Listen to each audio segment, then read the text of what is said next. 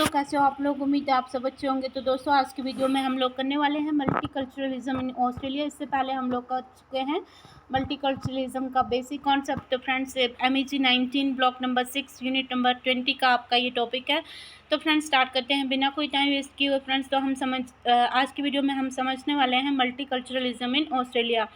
तो जैसे कि जो ऑस्ट्रेलिया है, इसको melting pot of races, culture and belief कहा जाता है। क्यों कहा जाता है कि ये जो कंट्री है, ये अलग अलग संस्कृतियों से, अलग अलग नस्लों से, अलग भाषाओं से और अलग अलग जो है वो धर्मों से बनी है। यहाँ पे अलग अलग धर्मों के लोग, भाषाओं के लोग और अलग अलग संस्कृतियों के लोग यहाँ पर रहते हैं। और ऑस्ट्रेलिया जो है, ये एक मतलब लोगों के लिए एक होम की तरह रहा है। जो भी लोग यहाँ पे आते हैं, यहाँ के कल्चर को एडॉप्ट करते हैं, या फिर यहाँ पे मिलजुल कर सभी धर्मों के, सभी नस्लों के, सभी जो कल्चर के लोग मिलजुल कर रहते हैं और इस देश को जो है वो एक घर समझकर या फिर एक घर की तरह इसको बना देते हैं।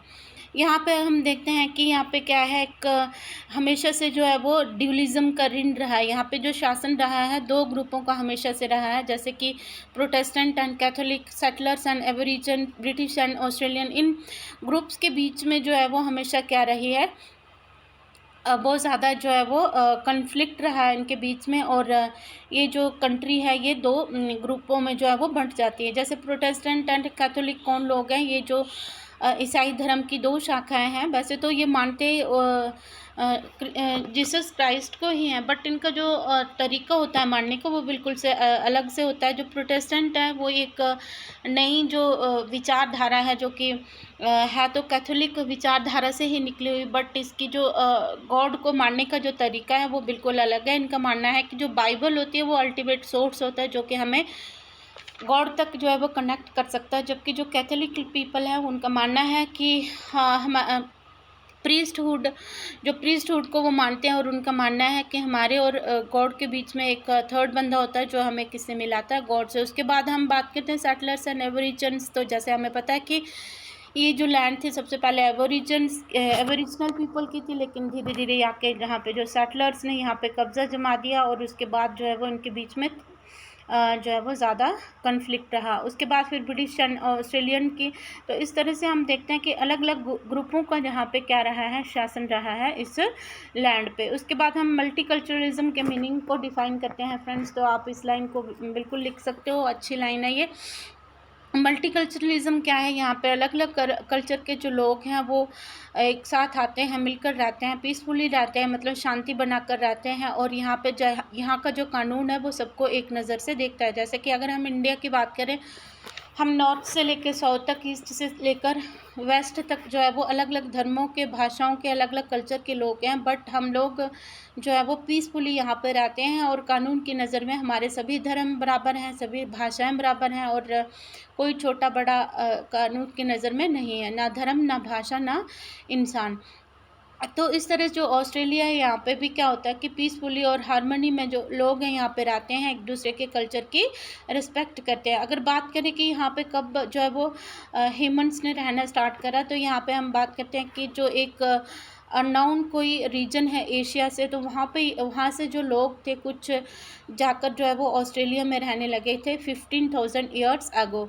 और इस तरह से वो जो लोग थे एशिया के किसी अननोन मतलब रीजन से जाकर यहाँ पे रहने लगे थे, तो इन लोगों को वहाँ के जो है वो एबोरिजिनल पीपल कहा जाता है ऑस्ट्रेलिया के।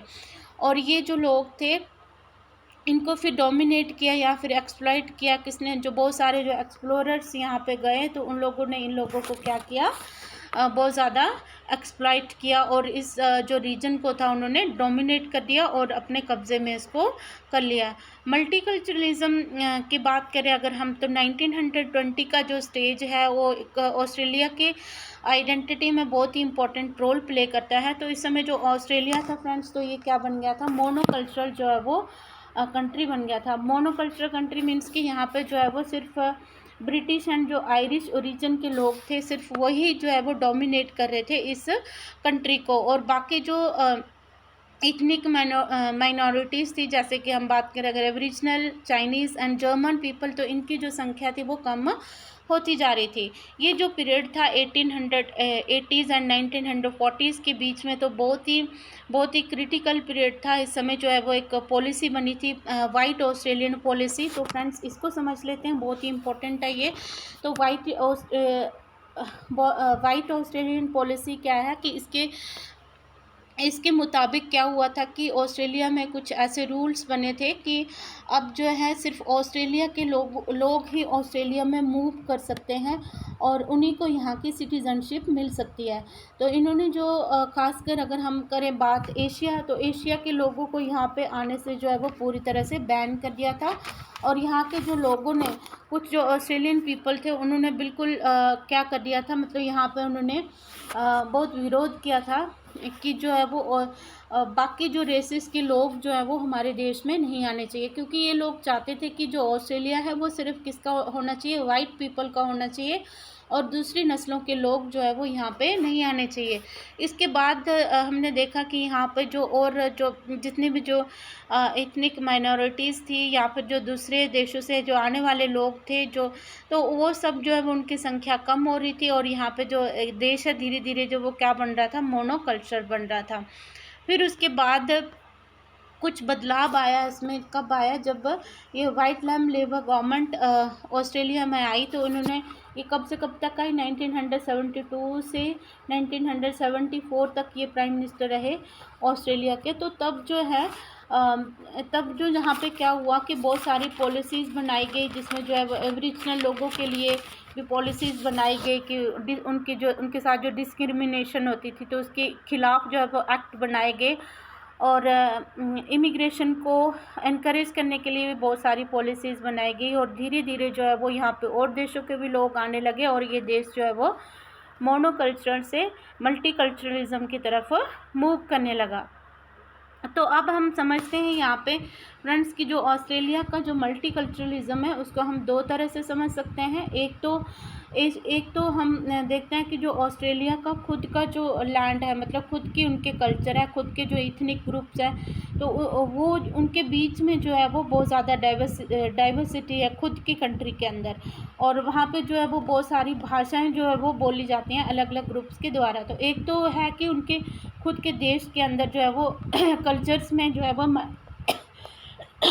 सॉरी फ्रेंड्स, यहाँ पे डाइवर्सिटी है, तो उसकी वजह से जो है वो एक नेशनल लेवल पे इसमें मल्टीकल्चरलिज्म है। दूसरे अगर हम देखें इंटरनेशनल लेवल पे, तो वो कैसे हैं कि यहाँ पे जो अलग अलग देशों से लोग जो आते हैं यहाँ पे, तो अलग अलग भाषाओं के, कल्चर के, धर्मों के इतनी ग्रुप्स जो है यहाँ पे अलग अलग आते हैं। तो वो अपने साथ जो है वो ये सारी चीज़ें लेकर आते हैं, जैसे कल्चर, लैंग्वेज, ये सब चीज़ें वहाँ पर लेकर आते हैं। जब सब लोग वहाँ पे इकट्ठे होते हैं तो ये क्या बन जाती है, एक मल्टी कल्चरल कंट्री बन जाती है। चाहे हम इसके खुद के देश की बात करें, चाहे हम इमिग्रेशन जो इमिग्रेंट्स लोग हैं उनके नज़रिए से बात करें। तो यहाँ पे क्योंकि इसके खुद के देश में जो एबोरिजिनल पीपल हैं, सेटल लोग हैं, तो इनके खुद के अलग अलग जो है वो लैंग्वेजेस है, अलग अलग इनके कल्चर हैं, बिलीफ अलग अलग हैं, इनके अलग अलग धर्मों के लोग रह रहे हैं। लेकिन यहाँ पे जो है जो लोग हैं वो कैसे रहते हैं, हार्मनी में रहते हैं, रिस्पेक्ट करते हैं एक दूसरे के, जो भी रिलीजन है, एक दूसरे का लैंग्वेजेस हैं, तो यहाँ पे रिस्पेक्ट करी जाती है। और सबको एक जो है वो समान जो है वो सभी लैंग्वेजेस को, धर्मों को और सभी ग्रुप्स को जो है वो एक समान नज़र से देखा जाता है इनके कानून के द्वारा। तो उसके बाद हम बात करें तो जो ऑस्ट्रेलिया है ये एक मल्टीकल्चरल कंट्री है, लेकिन इससे जो है वो ऑस्ट्रेलिया की जो डेवलपमेंट और प्रोग्रेस में जो मल्टीकल्चरलिज्म है बहुत ज़्यादा रोल प्ले करता है। वो कैसे करता है, क्योंकि ये जो ऑस्ट्रेलिया है यहाँ पे काफ़ी क्वालिफाइड लोग जो है वो माइग्रेट होकर आते हैं और यहाँ पे जो क्या करते हैं, यहाँ की इकॉनमी को अपना बहुत ज़्यादा समय देते हैं और इनकी इकॉनमी को, इनके बिज़नेस को जो है वो एक्सपैंड होने में बहुत ज़्यादा हेल्प करते हैं अपनी इन्वेस्टमेंट के द्वारा। तो इस तरह हम देखते हैं कि जो ऑस्ट्रेलिया है प्राइवेट और गवर्नमेंट सेक्टर में दोनों तरफ से जो है वो एक्स्ट्रा जो है वो प्रॉफिट कमाता है, चाहे वो गुड्स ज़्यादा कमा रहा है, चाहे वो सर्विसेज ज़्यादा प्रोड्यूस कर रहा है। तो इससे जो है वो ऑस्ट्रेलिया को बहुत ज़्यादा फ़ायदा होता है इमिग्रेंट्स की वजह से या फिर मल्टी कल्चरलिज्म की वजह से।